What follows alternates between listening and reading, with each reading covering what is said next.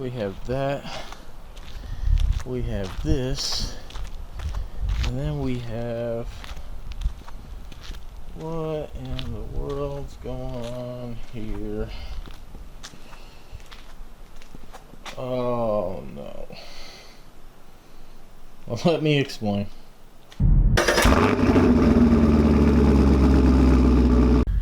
Okay, so yes, I damn near burned this car to the ground a second time. It's not clickbait. Oh my god. So let me go ahead and tell you the story. The wife went ahead and spent the night with her daughter, and I was lazy. There's not much food in here, or I didn't really feel like cooking anything.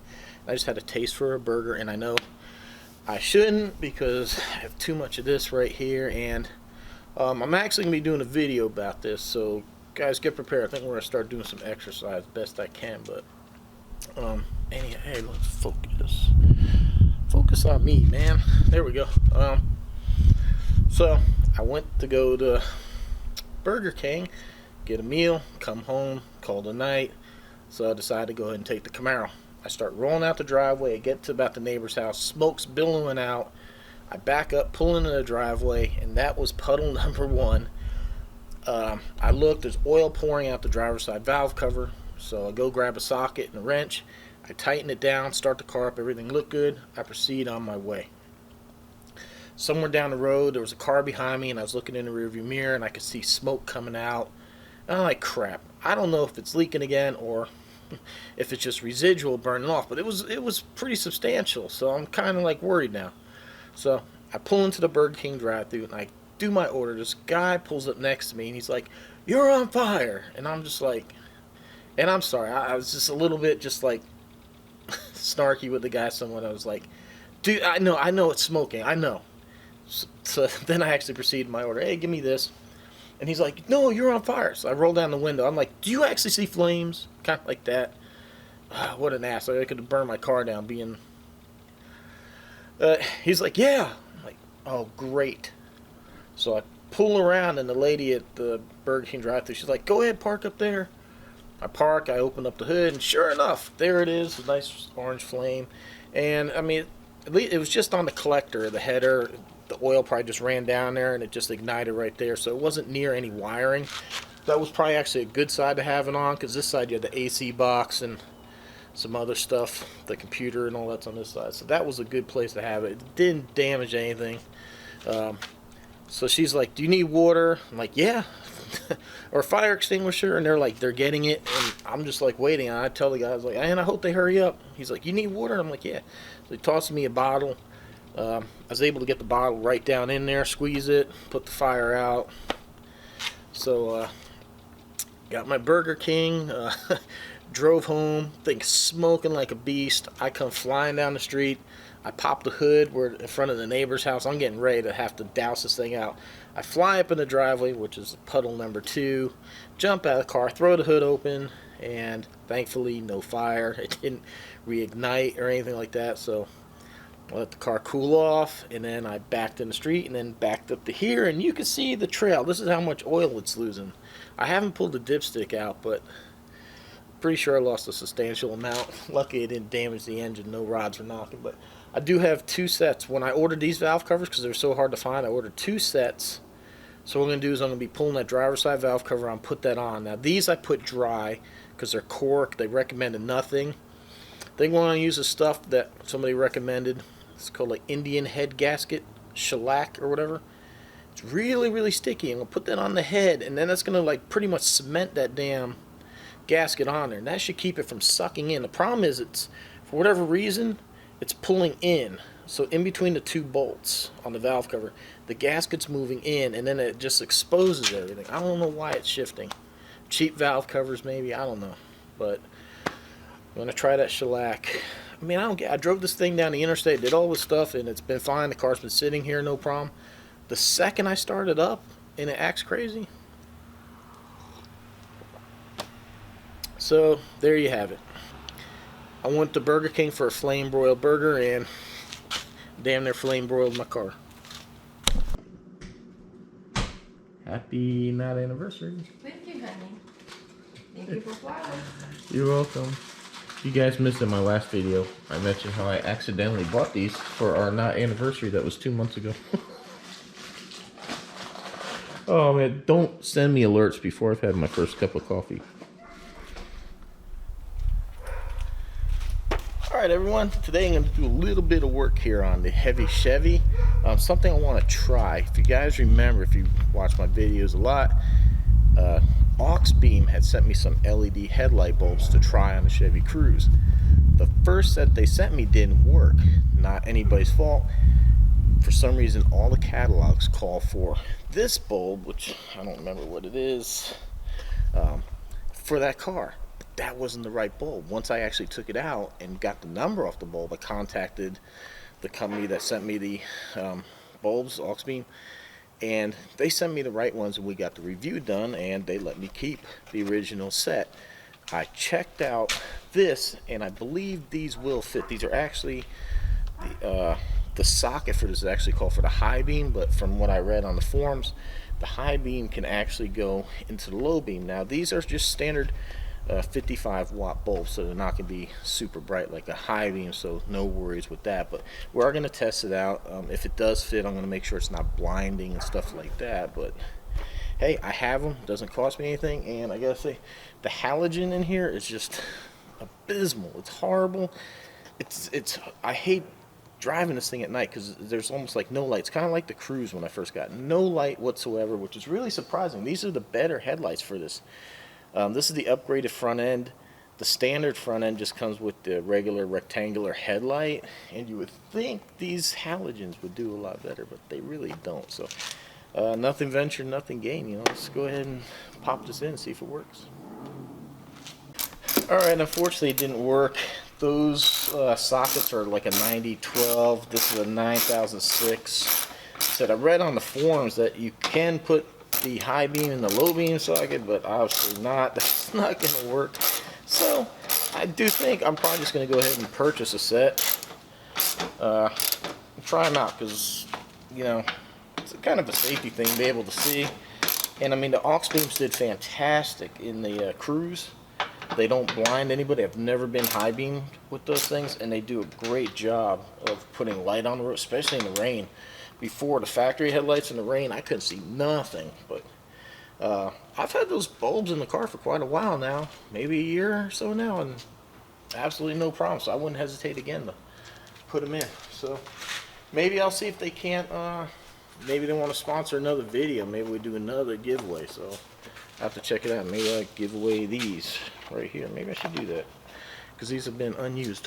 All right. So last camping trip, we had a problem with this water pump here making this banging noise. It was jumping everywhere. It's only on low pressure. So I came in here, checked all the piping, and I gotta say, I redid this one pipe. Man, it's hard to.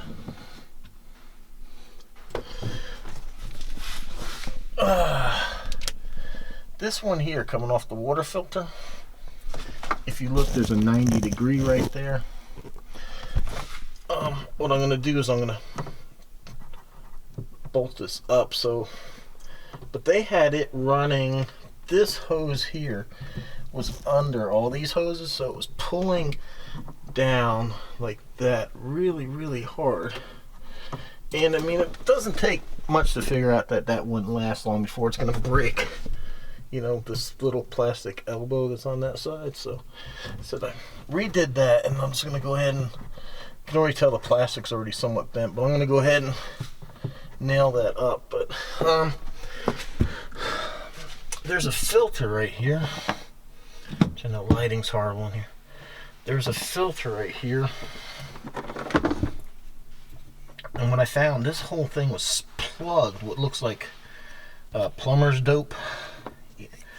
So maybe that was my problem. That thing was just filled up and nothing could flow through. I don't know.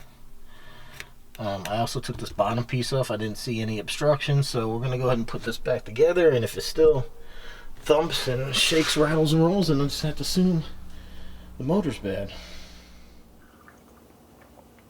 It's the good stuff. Gotta have it. About to jump on Project Z28, but first, little motorhome talk. So, I know it seems like a lot of stuff maybe goes wrong. And, first off, I kind of expected it, but, you have a house on wheels, there's a lot of moving stuff, and, it's expected. Some things are going to go wrong. Jayco does warranty everything in the vehicle for 2 years. I could take it to a dealer, had this warranty, not a problem. I mean, I don't feel like driving all the way to a dealer. It's not like that thing's very fuel efficient. And I don't want to wait. Most of the time, they just want you to leave it there and come pick it up whenever they get around to it. So I'm not really good with that. So I went on this platform called YouTube. You might have heard of it. And I found a video on how to fix this. So the guy called the company, told him he was having the same problem at very low pressure. The pipes were banging around, and there's a pressure regulator here on the bottom. And they told him to put an Allen wrench in there, turn it counterclockwise to lessen the pressure. And they said if that didn't work, turn it clockwise, increase the pressure. Well, I went ahead and did that, and it was cured. Now, it's out of the vehicle now because I kind of accidentally took the screw all the way out, and I couldn't get it back in out there. So I'm going to have to readjust that. What happened is I ran the tank out of water in the vehicle, and it started thumping again. Wow. So I kept turning it, trying to figure out what was going on, and then I ended up backing the screw all the way out.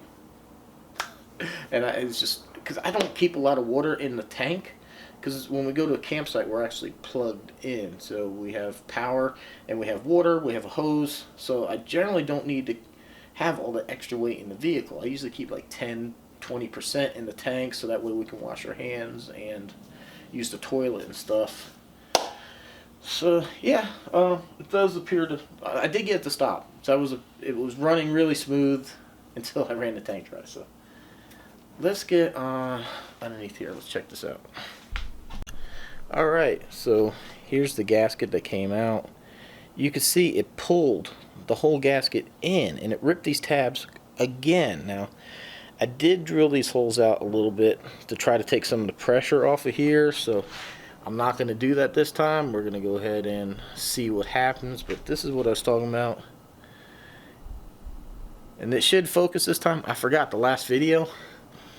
I had my lens switched to manual focus because a couple videos ago it was nighttime and it wasn't doing good, and I forgot. So some of my images on the last video were slightly blurry. That's why. But yeah, it's called Indian Head Gasket Shellac. This was recommended to me. It is extremely sticky. I started reading, and a lot of people said they cautioned about using this for valve cover gaskets because it would take a lot of work to get them out. But I'm at the point that this car here sucked in quite a few. So we're going to try it. Got the brand new gasket. I'm going to go ahead and apply it to the head, drop the gasket on there, make sure it's set on there as good as possible, and I'm going to apply it to the valve cover, and then hopefully, fingers crossed, I'm going to have this problem anymore.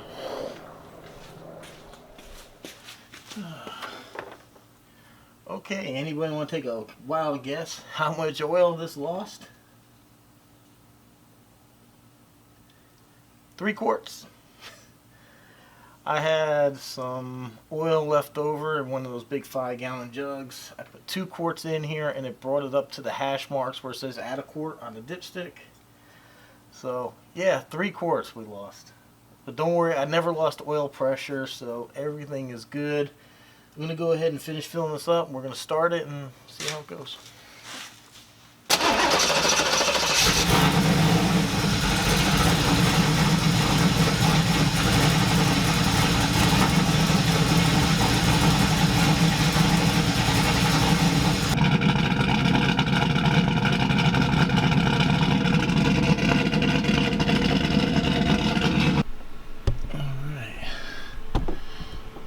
See, the cylinder head is nice and dry, no leaks, so that's a good thing. What you saw there was a whole bunch of residual oil that's down here. You can see what it did to the damn headers. Ah, that sucks. They were such a beautiful ceramic coat. Well, I'm gonna go ahead and spray the engine down with a degreaser, try to get this cleaned. Alright, I got the degreaser soaking on the engine. It's kind of warm. That's what it needs to break it down. So I'm going to go ahead and rinse it off because KY Chevy will be here shortly to go ahead and install that torque converter for me. So I want to make sure there's not a whole bunch of oil in that down there for him. So we'll go ahead and degrease that. And anyhow, today is Veterans Day. So thank you all my brothers and sisters in the armed forces. Those that came before me, those that came, served with me, those that came after me, we all did our part to keep this country free. So thank you very much for your service and your sacrifices. Thank you very much for giving me your time, bringing me into your house to watch my videos. I definitely appreciate it. If you haven't subscribed, please go ahead and do so. If you want some discounts on some merchandise, links down below. And until the next time, guys, stay safe. Stay healthy, and we'll see you in the next one. Thanks for watching.